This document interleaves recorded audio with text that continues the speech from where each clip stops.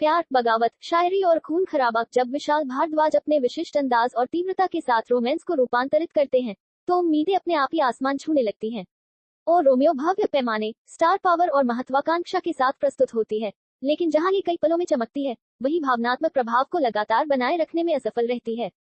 Film के केंद्र में है शाहिद कपूर, जो उस तारा के रूप में एक विद्युत सी ऊर्जा से भरा प्रदर्शन देते हैं और पूरी फिल्म को मजबूती से थामे रखते हैं। उनकी कच्ची आक्रामकता, बेचैन ऊर्जा और भावनात्मक संवेदनशीलता उस तारा को बेहद आकर्षक बनाती है।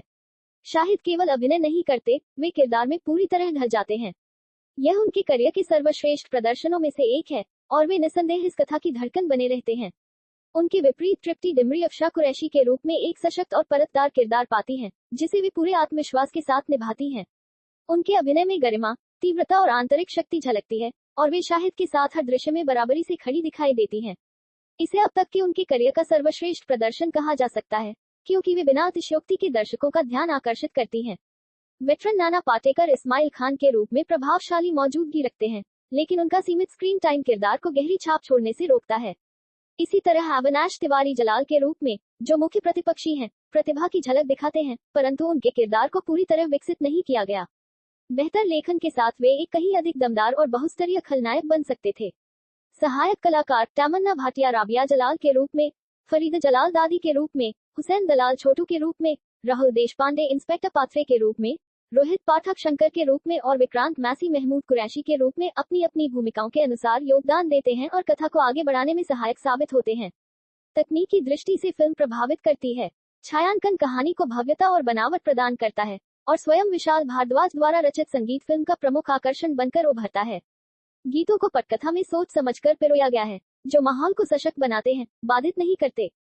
दिलचस्प बात यह है कि फिल्म में महसूस होता है कि विशाल भारद्वाज ने नई पीढ़ी के दर्शकों को ध्यान में रखते हुए आधुनिक कहानी कहने की शैली को अपनाने का सचित प्रयास किया है। स्टाइलाइज्ड एक्शन दृश्यों और उभरे हुए नाटकीय क्षणों का समावेश समकालीन आकर्षण जोड़ने के लिए किया गया प्रतीत होता है। हालांकि कुछ एक्शन हिस्से प्रभावी ढंग से फिल्माए गए हैं और तीव्रता बढ़ाते हैं, लेकिन कुछ दृश्य जबरन जोड़े गए लगते हैं, जो कथा के स्वाभाविक प्रवाह को थोड़ा बाधित करते हैं। यही असंतुलन संभवतः दर्शकों के एक वर्ग की निराशा का कारण बना। फिल्म की सबसे बड़ी कमजोरी कमजोर पटकथा है। 178 मिनट की अवधि के साथ फिल्म कई जगहों पर खींची हुई महसूस होती है।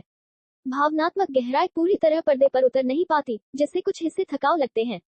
यदि आरिफ शेख द्वारा कम से कम 25-30 मिनट की सख्त कटौती की जाती, तो फिल्म की गति और प्रभाव में उल्लेखनीय सुधार हो सकता था। अंततः और रोमियो अपने दमदार अभिनय और संगीत की वजह से चमकती है, लेकिन असंगत लेखन और लंबी अवधि के कारण संघर्ष करती है। यह महत्वाकांक्षी, स्टाइलिश और कई क्षणों में प्रभावशाली है, फिर भी जितनी भावनात्मक रूप से उद्वेलित कर सकती थी, उतनी नहीं कर पाती। करीब 150 करोड़ रुपए के भारी भरकम बजट में बनी और 13 फरवरी 2026 को रिलीज हुई इस फिल्म की मिश्रित वर्ड ऑफ माउथ को दर्शाता है। Rating 6 out of 10।